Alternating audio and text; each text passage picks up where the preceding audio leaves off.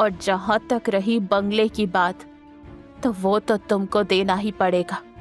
अगर इसने हमें विला नहीं दिया तो मुझे एक ऐसा फैसला लेना पड़ेगा जो तेरे बच्चों के लिए मुश्किल होगा। मैं सीधे सीधे बताती हूँ गौतम, अगर तुमने हमें विला नहीं दिया तो तुम्हें अग्रवाल खानदान से निकाल दिया जाएगा और अवनी के लिए हम नया रिश्ता ढूंढने में लग जाएंगे।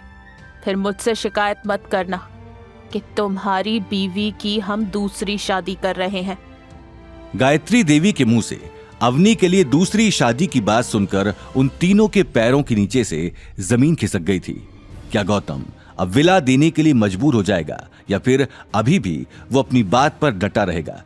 गौतम ने अपनी आवाज ऊंची करते हुए कहा, ये कैसी बातें कर रही हैं आप दादी सा? किसी का इम्तिहान लेने की भी एक हद होती है और अब आप उस हद से काफी आगे बढ़ चुकी हैं। अपनी जुबान को लगाम दीजिए। नील ने गौतम का कॉलर पकड़ते हुए कहा, ये तुम किस कदर बदतमीजी से दादी साथ से पेश आ रहे हो? अपनी औकात मत भूलो। याद है ना, इस घर में तुम्हारी औकात बिल्कुल धोबी के कुत्ते जैसी है, जो न घर का है न घाट का। इससे पहले कि गौतम नील को कोई जवाब देता, अवनी गौतम के सामने आकर खड़ी हो गई। अवनी ने नील पर उंगली उठाते हुए कहा, तुम अपनी बकवास बंद करो। गौतम मेरा पति है और उसकी औकात क्या है ये तुम हमें बताने वाले कौन होते हो? पहले तुम अपने गिरेबान में झांक कर देखो, फिर दूसरों के ऊपर कीचड़ उछालना। गायत्री देवी सभी की चिक चिक सुनकर परेशान हो गई थी। उसका सर दर्द के मारे फटने लगा था। गायत्री देवी ने चिल्लाते हुए कहा, चुप हो जाओ सारे के सारे, मुझे किसी के मुंह से एक शब्द न सुनाई दे। गायत्री देवी ने अनिल की तरफ इशारा करके उसे अपने पास बुलाया। जैसे ही अनिल गायत्री देवी के पास गया, गायत्री देवी ने उसके कान में कुछ फुसफुसाया, जिसके बाद अनिल का अपने गुस्से पर काबू नहीं रहा। बस कीजिए मासा, अपनी पोती के बारे में इतनी घटिया बातें करते हुए आपको शर्म नहीं आती? मुझे ये तो पता था कि आप अपने मंसूबे कामयाब करवाने के लिए दूसरों को तकलीफ दे सकती हैं, लेकिन आप इतना नीचे गिर जाएंगी कि मैंने कभी सोचा भी नहीं था। अनिल के मुंह से ये सभी बातें सुनकर गौतम की आंखों में खून उतर आया था।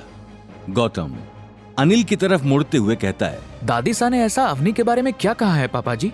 मुझे बताइए। अनिल का लटका हुआ चेहरा देखकर गौतम बहुत ही बेबस महसूस कर रहा था।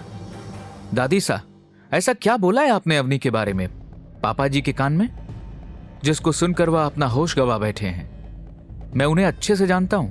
जब तक बात बहुत दूर तक ना चली जाए तब तक वह इस तरह रिएक्ट नहीं करते, और अगर वह ऐसा कर रहे हैं तो जरूर आपने कोई बहुत ही घटिया बात की है। गायत्री देवी ठहाका लगाते हुए कहती है, अरे भैया, हमने तो ऐसा कुछ भी नहीं बोला, बस इससे इसकी लड़की का चरित्र पूछ रही थी।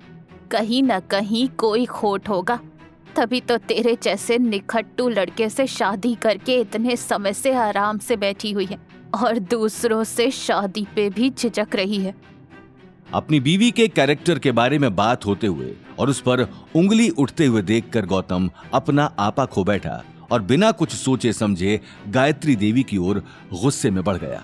नील सामने आकर उसे चिढ़ाने लगता है, क्या हुआ, सच्चाई सुनकर गुस्सा आ गया?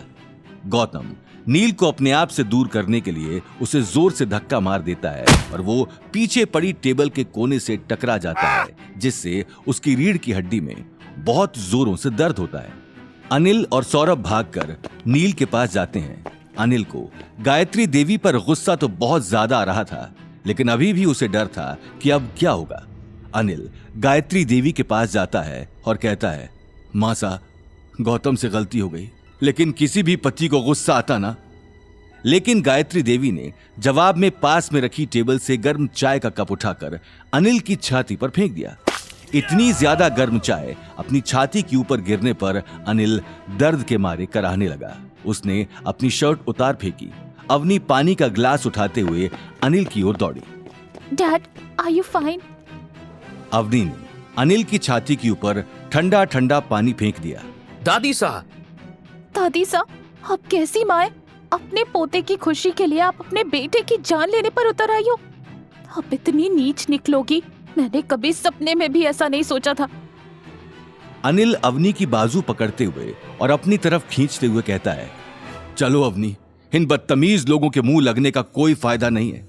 इनसे बात करना तो ऐसा है जैसे भैंस के आगे बीन बजाना, कुछ नतीजा नहीं निकलेगा।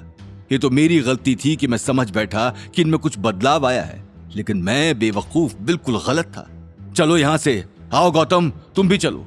वो विला सिर्फ और सिर्फ तुम्हारा है, इसके इकलौते हकदार सिर्फ तुम हो।